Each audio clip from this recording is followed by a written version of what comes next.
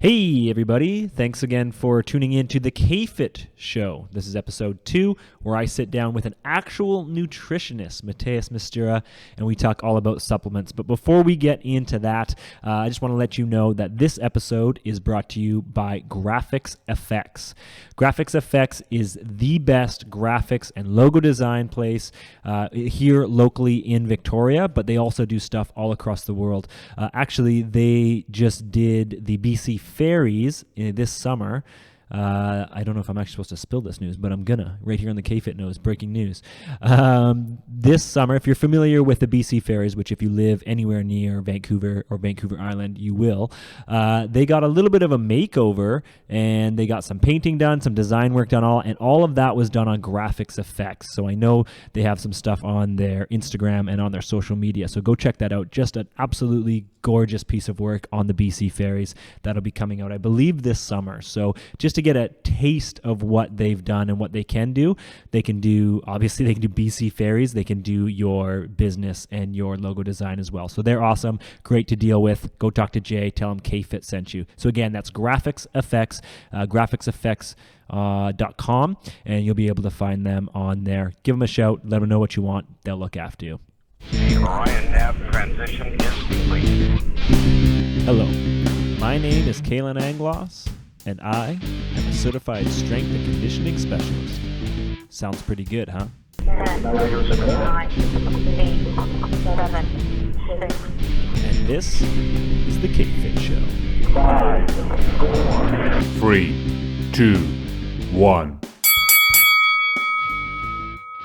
Hello and welcome again to the KFit Show. This is episode 2 of the KFit Show, and I'm here joined by nutritionist, expert in the field, health scientist, whatever you want to call him, Matheus Mistura. Matheus, how's it going? I'm pretty good. Thanks for having me here. Good. Kalan. Oh, no problem. I appreciate it. And whenever, when I first started this podcast, I thought, I want to interview some people and I want to really know what they think. And you were the first person I think that came to my mind because you're so knowledgeable in the nutrition and health world. And, everybody's always wondering about, they have questions in that field, and we want to talk about it here on the KFit Show. So having you on was awesome. So thank you very much for doing this. My pleasure. Pleasure. Now, for any of you that are wondering, Matheus is from Brazil. He is not Canadian. That's right. Well, You're not officially Canadian, but Not yet. You've been here long enough. Hopefully, yeah. Well, almost 2 years. So You're getting there. You're getting there. I have some experience. Now, what I think is really interesting with you, Matheus, is you are actually a nutritionist. Yeah, that's right. So what happens is that in Brazil, we don't have the dietitian as a professional. We don't have this. No profession. dietitians. No dietitian. Okay. It's nutritionist. Okay. So we have a federal council. We have to do our bachelor degree in nutrition. So we study 4.5 years, 5 years to have our license to practice nutrition. To practice nutrition as an actual degree. So you get your degree in nutrition. Yes, that's it. And that's what you are. It's a Bachelor of Science? Yeah, it's Bachelor of Science. Bachelor of Science in nutrition. And what most people don't understand is in Canada, we don't have that. We don't have a Bachelor of Science in nutrition specifically. Mm-hmm. And anybody who calls themselves a nutritionist might not actually be a nutritionist. Like, I think you're aware of this when you first came over. Yeah, that happened to me. Once I discovered that anyone can be a nutritionist here, I was a little bit frustrated about it, but I'm okay with that because I know, you have your degree and it's legit. Yeah. Whereas people here, if you have any type of nutrition knowledge or not, you can actually advertise yourself and promote yourself as a nutritionist. And that's dangerous. It's dangerous. Absolutely, it's dangerous. It's not to say that they all don't know what they're talking about, but from a lot of them that I've spoke to, they're really just trying to push their own agenda, right? Yeah, that's true. So in Brazil, what happens if you don't have the license, if you're not a nutritionist, you have high chances to get arrested. Oh, wow. Because it's a protected job field. Sure. So if you're a physician, if you're a strength conditioner, you're not allowed to prescribe any kind of diet. Okay. So that's only to the nutritionist in Brazil. So okay, that makes sense. So no, even if you're a strength and conditioning specialist, you can give no You're not nutrition. allowed. Yeah. Wow, that's interesting. You can give advice. Sure, like sure. You have your personal trainer clients, so Yeah. you can give some advice, some tips. But to prescribe diets, you can do that in Brazil. Right. Wow, that's really awesome. Now you worked in Brazil as a nutritionist after you got your degree, or even during you got your degree. For how long? Several years. It was 3 years. I got my bachelor degree in 2012, and I started working, a little bit before I got my bachelor degree, like a month before. Yeah. And I worked until 2015, and that's when I decided to come to Canada and do my Master's of Science. Yeah, in which you're doing right now. Yeah. So in Brazil, when you were doing your nutritionist, what type of people did you generally work with? Like, what usually were their goals, and kind of what were they coming to you for? Yeah. I always had different kind of clients in Brazil. So I have the athletes that they were professional athletes. Sure. They went to the Olympics in Brazil, in Rio. So we have these kind of people, but we also have those gym rats, those people that just want to exercise and feel better Get about the themselves. gains. Yeah, get the gains, Get the gains. shredded. Yeah. So all this crazy stuff. So I worked with the two sides of the coin. So with the athletes and exercise practitioners. So that was my main kind of field. Main field in Brazil. Yeah. So it was more directed to sports nutrition. Great. And then now you've come to Canada doing your Master's of Science in Kinesiology, and you're kind of using the knowledge from your nutrition degree back in Brazil to kind of do more of that research here at UVic. So just tell us a little bit about what you're doing here at UVic and what you're actually researching. So it's nothing related to sports nutrition, actually. Sure. Yeah. So it's a different field. It's in behavioral economics. Yes. And more this behavioral modification. So what we try to do is try to increase the consumption of vegetables. Always a good in idea. Undergrad. It's always a good idea, but it's almost an impossible idea. Yes. Especially if you're talking about first years. And, yes. And I think any university students in general, I think, yeah, maybe you know better than I do, but I would say their nutrition habits are quite a bit below standards. Oh, yeah. So they have an average. So you should have, for example, 6 servings of fruits and vegetables every day. Sure. And they have an average of 3 to 4 servings every day. So that's pretty much half of what you should have. Yes. So we know that you have a lot of problems with this low consumption of fruits and vegetables. And what we try to do is we try to increase the consumption of vegetables and the purchase of vegetables here at the cafeteria. Yeah. So what you did, if correct me if I'm wrong or fill me in, you went to the cafeterias here on campus at the university. Yes. And you used these things called nudges, which is just basically little cues or little environmental hints. cues. Yeah, like maybe a picture of a broccoli or something like that. That's true. That's pretty much what we did. We have nudges. It's we do not forbid any option. So we always have all the options, the unhealthy and the healthy options available. But what we try to do is direct towards these students towards the healthiest option. So we place some environmental cues. We increase the variety of vegetables. So we add some fresh vegetables, crudités, and we place some signs to highlight those crudités. Right. Yeah. To try and bring more attention to the to the healthy food. And what you found, it didn't work. It didn't work. It didn't work how we expected. Yeah. There was an increase of 3%, which is not that much. But if you look at the reviews, the systematic reviews on this field, you have a high variability. It's from 3% to 40% of increase. So I mean, I can live with that. Yeah. And I mean, the more veggies, the better, even if it is only 3%. That's true. So that's true. you're still doing your job, so that's awesome. Yeah. And you're continuing your research here at UVic for another couple years. Going to be doing your master's and possibly PhD. You've talked about. Who knows? Right? Who knows? Yeah, one step at a time. It's the hardest question for me right now. What comes after my master's? Yeah. I'll be presenting my thesis in a couple of months, maybe during the summer. Fantastic. And after that, we'll see what happens. It's just a question mark. Yeah, no, that's okay. That's, I think, the life of a lot of students for sure. Yeah, I'm not even worried about that. Nah, no I problem. should be, but that's okay. Nah, don't worry about that little stuff. Okay, so what I wanted to really talk about today and hone in on was the use of supplements and performance supplements for people that want to perform better as an athlete or in the gym, and also touch a little bit maybe on health supplements and stuff like that.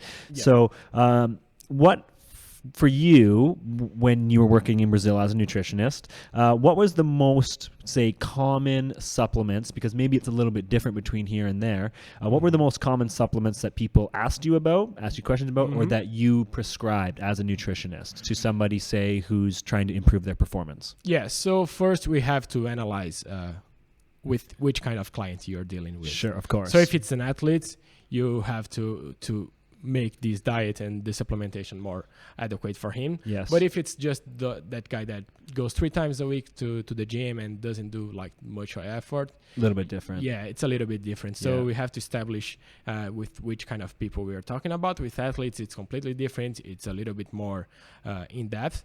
But with these people that are just looking for a healthier lifestyle and static. Yeah, which is very common. Which is very common. It's like it probably was the most common. Yeah. For So sure. that was pretty much 78% of my agenda. It was with this type of clients. Sure. So in sports nutrition, we always have to look for the nutrition itself, physiology, and biochemistry. Yep. So we always looking forward to healthy, performance, and recovery. So for you look those at that athletes. all kind of as in one Yeah. person. Yeah, so to recommend or to prescribe a supplement, it's just not, okay, this supplement works on the literature. Sure. It's good, but maybe it's not the right time for this person. Sure. Yes. Okay. So you have to do all this background research with the clients to prescribe. But the most common supplements are whey protein, creatine, Yes, of course. and BCAAs probably, yeah.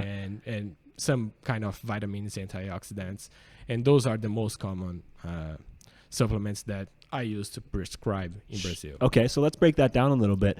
I know that, and of course we know that the most researched supplement of all time is creatine. Yes, that's right. And people have so many different varying views on creatine. You know, some people take it to gain mass.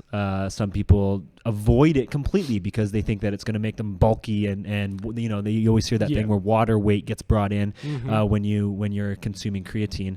But in your view, what are your thoughts on creatine specifically for the general population and for an athletic population? And what do you think about any kind of negative thoughts around that? So yeah, creatine for me, it's one of the most fascinating supplements of all time. Absolutely. And that's because it's one of the most researched supplements, and especially for people who exercise and do those high intensity, short interval exercise. Yes. It's the one that will have more benefits from creatine, from make the work easier, to recover faster, and still create some lean mass. Yep.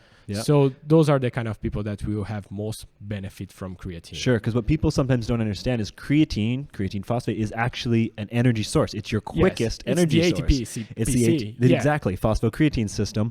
So it is your quickest energy source. You use creatine to create a large amount of force very quickly. And people don't seem to understand that. So, and correct me if I'm wrong, people take creatine usually to increase their force generation, basically, in those short bursts of activity like you just talked about. That's true. And the interesting part is that creatine, it's not this acute effect. It's more a long-term effect. Yes. So it doesn't matter if you take your creatine pre or post exercise, because you have to buffer this creatine in your muscle. That's and then right. you have the effect of the creatine. Yeah, I think a lot of the labels say like you go really heavy for a week on the creatine. You take maybe 2 scoops. So you or have an whatever. overload phase, and then you just have a maintenance phase. Right. Some researchers have shown that you don't have to do this overload phase anymore. So you just go to the low dose, like from 3 to 5 grams every day for 2-3 months, and then you do an washout. So you clean your body. So that's where you're taking no creatine, right? Yeah. Yeah. That's when you take because you're no supposed to creatine. cycle it, right? 2 Yes. months. Sounds like steroids whenever you say cycle, but I mean, yeah. So you take it for about 2 months, then you stop taking it to clean it out for what, a month? A month. A month, and then you can go back on depending on what your goals are, right? Yeah. So in the past we had this idea that creatine for healthy people would affect your renal system. Okay. Yeah. Which now it's not true for healthy people, but if you're if you have had in the past some renal disease, you should avoid creatine because it will affect your kidney. Yeah, exactly. So renal disease, for anybody that's not familiar, is a kidney disease. Renal is kidney. Renal it's kidney disease. So if you're in any risk group, like if you have diabetes, if you have hypertension, you should avoid creatine because you're in a high risk factor for kidney disease. Okay. So you should avoid creatine, but otherwise creatine is safe for the population. For consumption. What do you think about the notion that when you take creatine, you draw in water and you get water weight and you just kind of get that fluffy, bulky kind of look? Yeah, that happens.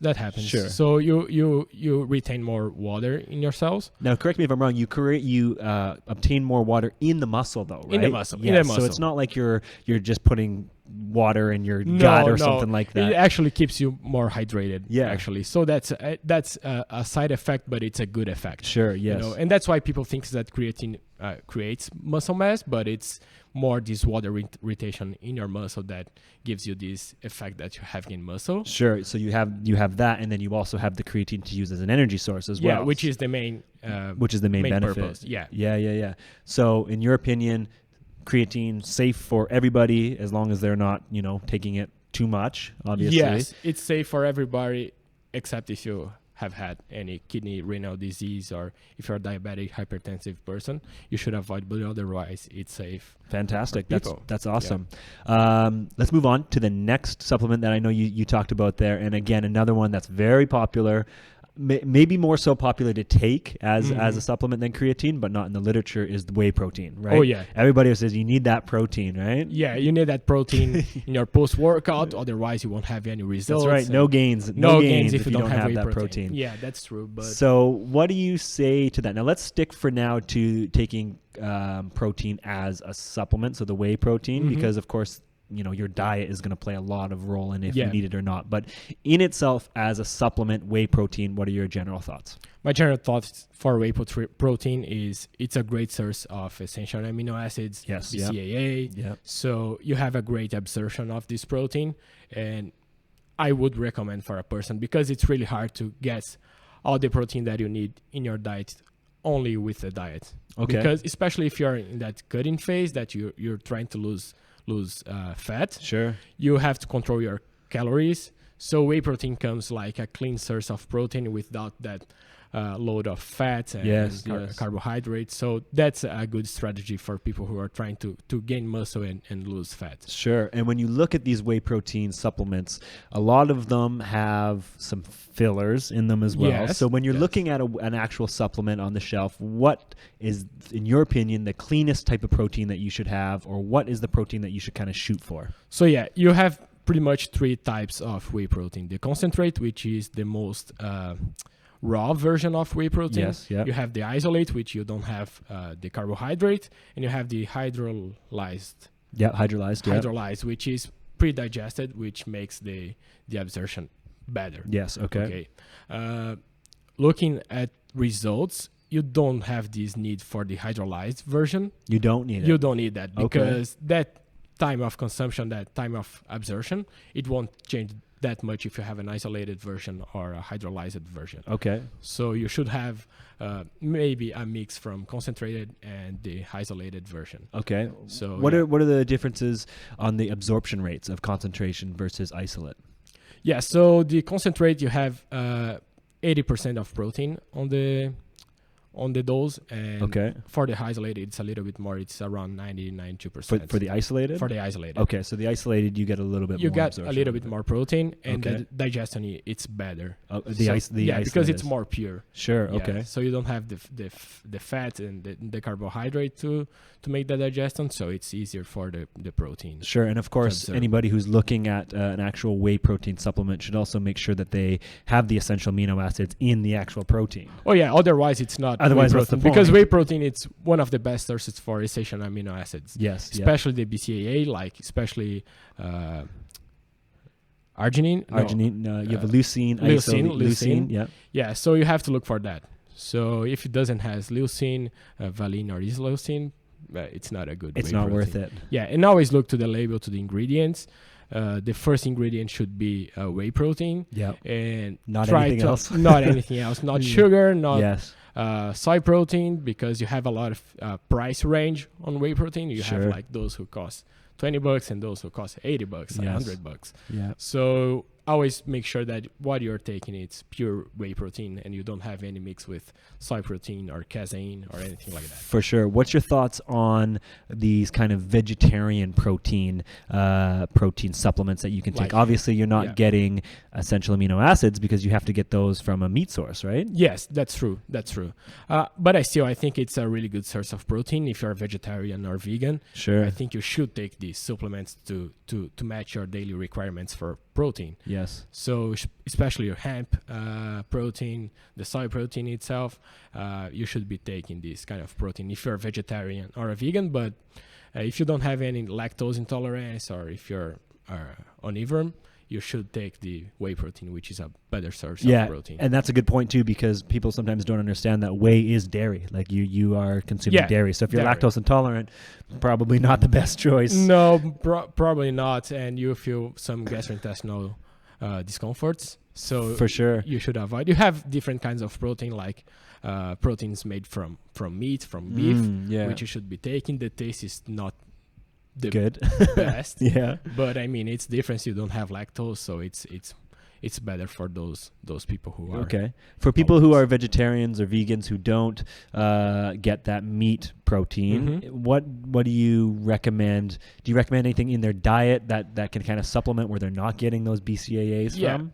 So for vegetarian and vegan population, what you should do to have a complete protein where you have all the amino acids, it's to mix cereal protein like rice, wheat rice, and some beans, for example, or chickpeas, anything like that. To create a complete protein. So you have in one, you have what it's missing in the other one, so you can have a complete protein. Of course, it's not that clean as you have a piece of meat. Yes. Okay, because you have more carbohydrate in that portion, but that's okay. It depends on your diet requirements. But otherwise, you can have proteins. Not a problem for vegans or vegetarians. Right, as long as you're combining enough foods to get those complete proteins. If you have like French fries, probably not a good idea. Yeah. So another thing that vegans and vegetarians would benefit is from consumption of creatine, because creatine, the original source, it's from meat protein, especially meat is your main source of creatine in your diets. And vegetarians, they don't intake meat, of course, on their regular diets. So vegetarians would benefit more from creatine than the general population that eats meat. So that's a good idea for vegetarians if they want to increase some performance. That's a good idea. To taking creatine as well as whey protein as well? Yes, that's right. Okay, wow, interesting. So there it is. That is creatine and all that in a nutshell. Another supplement that I wanted to talk to you about too is glutamine. Now, glutamine, and you can fill me in a little bit on this, but glutamine is usually taken by athletes or individuals for recovery purposes. Yes, they think that's that it's going to help them recover from one workout. They're not going to be as sore the next day, so they can perform better the following day. So basically, it's a recovery supplement. What are your kind of thoughts on that? Glutamine, at first, we had this idea to be an anti-catabolic supplement. Okay. So because glutamine, it's a conditional essential amino acids. In a normal condition, you don't need it because your body produces. But in some stress situations, you might need to intake extra glutamine. So stress situations, say like a heavy workout, right? Yeah, heavy workout, an intense workout routine. Like you're ready to go to a competition, so you're stressed, your body is stressed, so that might be a good moment to take glutamine. Okay, and you said it was an anti-catabolic supplement, is that correct? Yes, that's correct. So basically, for anybody who doesn't know, that means catabolic is the breakdown of tissue. So this is we fighting avoid, that, basically. We avoid this breakdown of your muscle tissues. Right. So, but what happens is that glutamine, it's a energy source for those fast proliferation cells. Yeah. And the first cell that they have this contact, it's the cells in your intestine. So what happens is that those proliferation, you're going to regenerate those cells faster, and you're going to have more epithelial cells. And this is going to benefit from the absorption of some nutrients and the immune system. Okay. So this glutamine don't reach the muscle because all your intestinal cells will consume this. Okay, this interesting. Glutamine. Now, Yeah. does it have an effect on the DOMS, the delayed onset muscle soreness? Because that's kind of what the main why they purpose take people it. take Yeah, it. but it doesn't affect that. It doesn't That directly affect it much. because it's more about immune system. So Okay, if you have a stronger interesting. immune system, you have less DOMS and you recover faster yes, from yeah, the yeah, yeah. workout. So that's why people make the association with the that muscle. I see. So it helps soreness. more with the immunity, basically. Yes, Glutamine. yeah. Interesting. Yeah, that's very interesting. So those are kind of the most common supplements that you hear about in the market for performance. People who want to improve their performance through whatever sport endeavors or just their general gym endeavors. However, there's also supplements that people take, obviously, for their health. Yes. Right? Yeah. Of course, vitamins, minerals, that kind of thing. Some people absolutely fill their boots with those and they'll take everything under the sun. Not that necessary. Not that necessary. So let's ask you, the professional, what do you think about some of these health supplements that people take, and what maybe should we be taking, or what should we not be taking so much necessarily that most people do? Yeah. What people should be taking it's probably omega-3. Omega-3 fish oils. Yeah, fish oils, Yeah, because on our regular basis diet we don't eat that much fish. Right. It's a little bit harder than chicken or any other protein source. So omega-3 would be a good idea for healthy benefits. Sure. You should take around 3 grams of omega-3 daily, Okay. because that's what gives you 1 gram of EPA DHA, Sure. which is what makes up the fish oils. Yes. Yeah. So that's what should be taken. And also vitamin D, especially here in Canada, it's a little bit different than Brazil. Yes. It's not that sunny. As you found out, I remember the first winter that you were here a couple of years terrible. ago. For us in Canada, it wasn't that cold. It was just kind of a dark day, another, September morning or whatever. Yeah. And you would show up at the university and go, man, I feel terrible. This is Yeah, the worst. just like the winter jacket every Yeah. day. Yeah. So yeah, especially vitamin D Sure. and the vitamin D3. Of course, especially is the most because you important, have right? different. You have the D2 and the D3. Yes. So you should be taking the D3. And nowadays the vitamin D, it's not even considered a vitamin anymore. It's more considered an hormone. Oh, okay. Yeah, Wow, because of the interesting. benefits. So you should be taking that, especially if you don't have that much contact with the sunlight. Sure. So maybe a lot of people supplement with vitamin D3 in the winter, because then of course in the During the summer winter. in most Canadian places it's It's pretty sunny. nice. and Yeah, sunny. yeah. you So during the winter, it's a nice time of the year to have this vitamin D supplementation sure. and to have the benefits. So fish oils, vitamin D3. What's your thoughts on vitamin C? People Vitamin obviously C? need vitamin C, but Yeah, what happens is that people takes like a gram of vitamin C every day, Sure. and that's not necessary, especially for people who are on training sessions. You know Right. that some adaptations requires that inflammation, yes, yeah. and people takes a lot of antioxidants during these adaptations, so you kind of cut these adaptations from your workout, so it's not that benefit. Okay. It's not because it's a vitamin that you can take as much as you want. You have some limitations for this intake every day, because you can have some toxicity Yeah.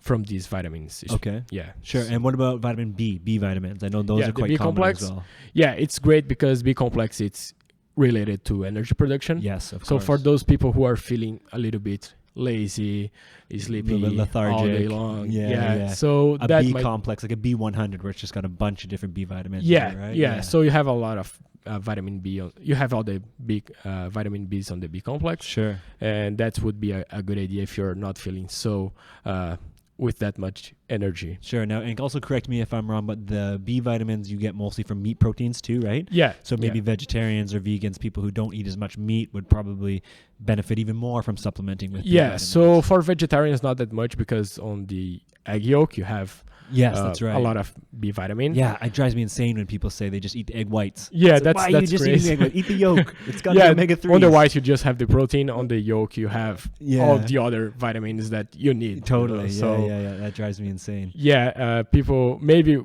what they could do, it's like take like 2 or 3 egg yolks every day and then just the egg whites. Sure. But not If just that's what you want. To Yeah, get if that's proteins. what you want to do, that's okay. Yeah. Now, what are your thoughts on? I know a lot of vitamins, in terms of the absorption, they absorb better with other vitamins or other minerals as well. Yeah. Like, for example, we go back to vitamin C. I've been told by physicians and that kind of thing that vitamin C is better absorbed when you take zinc with it, for example. Yes. That's yes. true, obviously. That's why yes. those vitamins for flu, for cold. Yes, yeah. You the have immunity vitamin ones. C and you have zinc. Yeah, and it's the same thing like calcium and magnesium, right? Calcium, magnesium, and vitamin D together. And vitamin D. Yeah, that helps. Okay. But what happens also, it's if you're taking vitamin complex where you have all the vitamins and minerals, what happens is that you won't absorb all these vitamins because some of those vitamins compete for the same side of absorption. Okay. So one will compete with each other to absorb. So you just are loading your liver to and Overload kidneys type to- thing. Yeah. Yeah. So Is there a way for people, like how can somebody actually monitor what supplements, health-related supplements they should be taking? Like without coming maybe to a nutritionist or to a professional in that kind of field, what can they do, or maybe what are some symptoms that they would have? Like, hey, maybe I need to take a B vitamin, maybe I need to take a D vitamin or something like that. Yeah, you have some symptoms like if your nails are breaking easily, Okay. it's a good sign that you should be take zinc or B complex. Ah, interesting. Yeah. So if you have some, what else? You What can- about in your? I was told this a long time ago, and this may be completely myth. I have Yeah. yet to debunk it, but we're going to debunk it right now. In your nails, if you look at your actual nail cells, sometimes you have like little white spots in them. Yeah, What does yeah. that mean? Does that actually have something to do with? with vitamins Yes. or it might be a lack of some vitamins. I'm I pretty think good right it's- now, then. Actually, But what happens is sometimes you just hit the nails somewhere, Sure, you of know, course, and you yeah, have yeah. these white little marks in them. Yeah, white marks. So could be that, It could be whatever. or Yeah, it yeah. can be a lack of some vitamins and minerals. Okay. Is there any supplements, health-related supplements, that you think people maybe take or quite common that you don't even think is necessary to take? Oh, the multivitamins. Multivitamins. You don't think? I think Really? it's unnecessary because you're just having more vitamins than you should have. Sure. Because you have vitamins in your diet. Yeah, of and course. you're just having the same vitamins in the multivitamin, and as I said, they're gonna compete to each other. To the absorption. So multivitamins, it's not a good source of vitamins. No, I think something that somebody can do is they do go to a professional like you, and you guys, you're probably very familiar with this, doing like a food log, a 3-day, 10-day or something food log, where you really track everything that you take in, then you look at the nutritional facts of them, and you see how much magnesium, They're even taking whatever or that you're it's getting lacking. in. Yeah. And then you look at the RDAs, the dietary allowances, and see, where you're deficient or where you're getting too much, and then you just supplement based on that. That's probably a good strategy. And that's why not everyone should be a nutritionist here in Canada, because they have a Exactly. lot to analyze. Totally, and to- they sometimes have no to idea supplement. what Yeah. they're analyzing, for sure. So that's what you have to do. You have to analyze this diet from this person on a regular basis to Sure. see how it's the food intake and see what's missing or what this person is eating more than she needs. For sure. For example. And I noticed even when I used to take multivitamins, my gut used to hurt. Like I used to actually get pains, like almost I wanted to throw up type thing. And I was like, what the heck is going on? That's not very healthy. That's not very healthy. I stopped taking those pretty quick. No, so that's awesome. There's some health-related kind of supplements that we could be taking or maybe should be taking. A couple more things we just want to talk about before we let you go. First thing I want to know is, have you looked at all at the Canada Food Guide? And what are your thoughts on the Canada Food Guide? I haven't looked that in depth. Deep. Okay. Okay. Let me give but- you my thoughts on the Canada Yes. Food Guide, and you can kind of relate it. My thoughts on the Canada Food Guide's great guideline for kind of what you sort of maybe possibly should be taking and how much you should be consuming of carbs and healthy fats and that kind of thing. But I think it's too broad. Like it doesn't give you much information besides you should have this many portions of vegetables, this many portions of meat or whatever. Yeah. But I don't think, and especially for athletic populations or people who are training. Oh no, you shouldn't be using. Don't even guidelines. look at that. Yeah. No. Yeah. Especially with those guidelines, what happens is that they neglect the protein consumption. Yes. For If sure. you look at the guidelines, you should be taking like 0.8 to 1 That's gram right. of protein per per kilogram. kilogram of body weight. So that we know that for athletes or for people who exercise, that's not enough. Yeah, for So sure. you can go up to 2 or 3 grams of protein per kilogram. Yeah. So And that's where people should kind of be if they're training, right? 2 grams per Yeah, kilogram of 2 body grams weight is is a good for average. training Yeah. individuals. Yeah. But for general population, for those potato couch, for those people, The couch potatoes? Couch potatoes, The yeah. potato couches. That's a little language difference there. That's okay. You're good though. yeah. So it's a good idea for general health eating. Sure. Brazilian has a really good guideline. Oh, yeah? Because in Brazil it's You have it's not as- nutritionists. yeah. But it's not as big as Canada as territory, but we have different cultures Sure. within Brazil. And if you look at the Brazilian guidelines, they are taking this in consideration. Yes. So if you look for breakfast options, they have pictures with breakfast options. You're going to have 6 to 8 different breakfast options. Right. Because it's different from my state, for example. It's different from the an state in the north or northeast. So Brazilians kind of doing a really good job with the guidelines. Good. Yeah. It's yeah. even been talking to other countries to use as a model. That's great. And Yeah. I think Canada, from what I last heard, is kind of modifying their food guide a little bit anyway. So maybe Yeah. they'll be in touch with Brazil, hopefully. Yeah, a lot of dietitians that I've talked here in Canada, they always ask me about, have you read the Brazilians guideline? Yeah. Because it's amazing what they've done. And it's really a really good job. No, It's- that's good. That's good. Yeah. A couple more things. One more thing I want to ask you is, as a nutritionist, degree in nutrition, living here in Canada, doing all your research and all that kind of stuff, what supplements do you take? What do you take specifically? What do I take? What do you take? I take vitamin D, whey protein, and creatine. That's it For now. for now. Yeah, Sure. on this cycle. Sure. So maybe it'll change on whatever. According to my needs. Maybe if I'm requiring more not fatigue so fast, I can take beta-alanine, caffeine. So it depends on my training period and what it requires. Like right now, I'm doing more strength training, so it makes no sense to take a bunch of other Sure. other And supplements. something that you just said that cued something real quick. We don't have to go into too much detail on it, but pre-workout supplements, beta-alanine, I know, and all that kind of stuff. Yeah. People take these pre-workout supplements almost religiously sometimes. Yeah. Real quick, what's your thoughts on pre-workouts? It's a lot of different products in the Yes. same product. Totally. So you have things that work, but you have things that doesn't work. Yeah. So what you should do is just buy the supplements separately. So you Like the caffeine or the the beta-alanine. caffeine, the beta-alanine, Yeah. and the taurine, for example. Yes. And then you can, Which do have benefits to performance. Even You do have- caffeine you do has been have. shown to have benefits to performance. yeah, it's great. Yeah. Even if you take too much caffeine, it's doping. Yeah. So yeah. it shows that it works. But I wouldn't recommend the pre-workouts. What I would recommend is buy the supplements separately, so Sure. you can control the dosage better. So it's easier for you to control on how much you need based on your body weight. That's fantastic. One last thing. For everybody that's listening, all on nutrition, what is one thing, just one thing, even if something you've already said, that you recommend that they can do to their diet right now to change things for the better? Eat your vegetables. I love it. There's your nudge right there. Yeah. Eat your vegetables.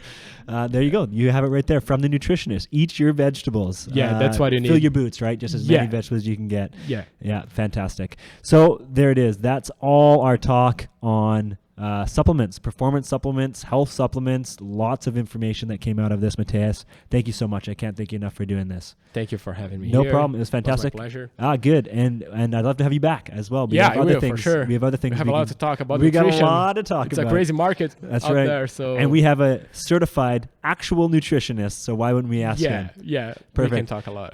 Anybody can find you, Matheus Mistura, on all the kind of social media stuff, right? Yeah, on Facebook and Instagram, I'm there. I'm Fantastic. just not sure. It's just Matheus Mistura. There isn't that many. There's in just the one. world. There's Yeah, only just one that matters. Yeah, so There you go. So thanks for tuning in, everybody. I know you guys got a lot out of this talk. I got a lot out of this talk. And that's it. Episode 2 of the KFit Show. Thanks for tuning in. And again, Matheus, thanks for joining us. Thank you. All right. Bye for now, guys.